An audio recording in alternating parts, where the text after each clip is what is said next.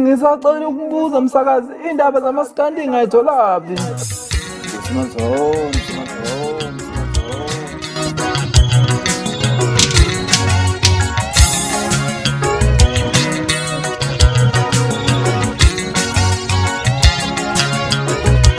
Sengaphakathi kubengelele bangamukele embuye emakhaya kwaSemanzonzo lapho sengilethela khona indaba zamaskandi esoyihamba phambili nife ngesikhathi. Buke emakhaya ngaphandle umusho isikhathi aqala sibonge kakhulu ngesupport entena sipha yona la kwaSemanzonzo njengoba sisuke sekulethela khona indaba zamaskandi suke yishisa.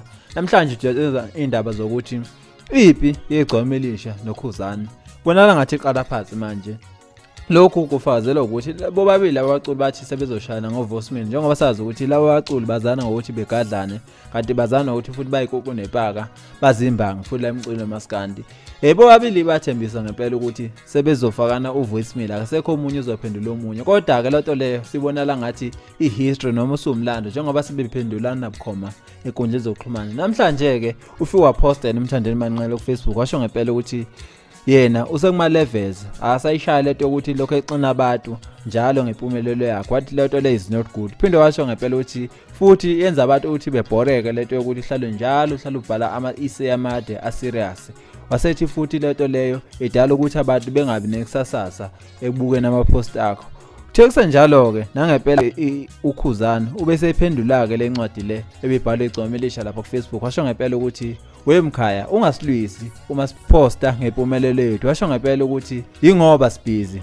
Wathi futhi wena ngoba wena awukho busy akulona icala ukuthi ungapost vele ayikho into osukuzoyiposta ngoba vele sungekho busy. Wasethi ungasilwisi emkhaya. Wasethi wena akekho ngempela okade ekulwisa ngesikhathi usipostela noma usixina ngezicathulo zakhe ezibomvu unyawoko. Mbule emakhaya abantu abaningi basho ngempela ukuthi abaculi bobabili babedlalela ngempela uma bethi ngeke besagadlana njengoba manje sebegadlana udede ngempela lapha enkundleni zokuxhumana. Kanti futhi sekuvele nendaba zokuthi uKhuzani uFaPongoza uzophinde futhi abe kolunye uhlelo kodwa lolu hlelo ngesadlala eSABC1 kodwa uzodlala lapha kuMzansi Magic Music. Nangempela akushiwo ngempela yaphuma nepromo lapha yakamzansi Magic yasho ngempela ukuthi khona abaculi abazobe khona bamaskani. Nangempela ukhona uKhuzani, khona abafana bamgqumeni, khona ichone lebhaca, khona inkunzi emnyama, khona uSigwebo, khona uMbuzeni kanti khona nobaba uSomnandi ubaba uThozani Langa. Indaba ezihle ngempela ukuthi sibone umaskandi ususakaza ngisho lapha komzansi Magic njengoba sazi ukuthi kuzoba khona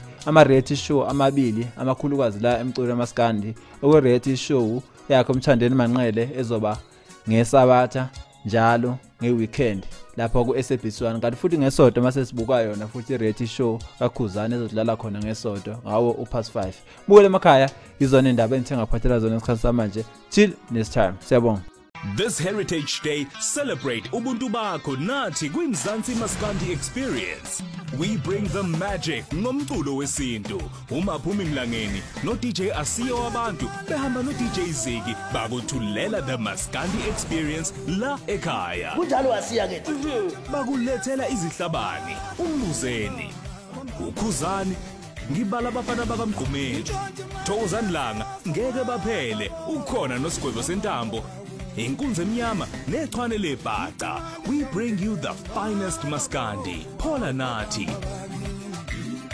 The Mzansi Maskandi Experience, 24 September at 8 p.m. Exclusive to Mzansi Magic Music.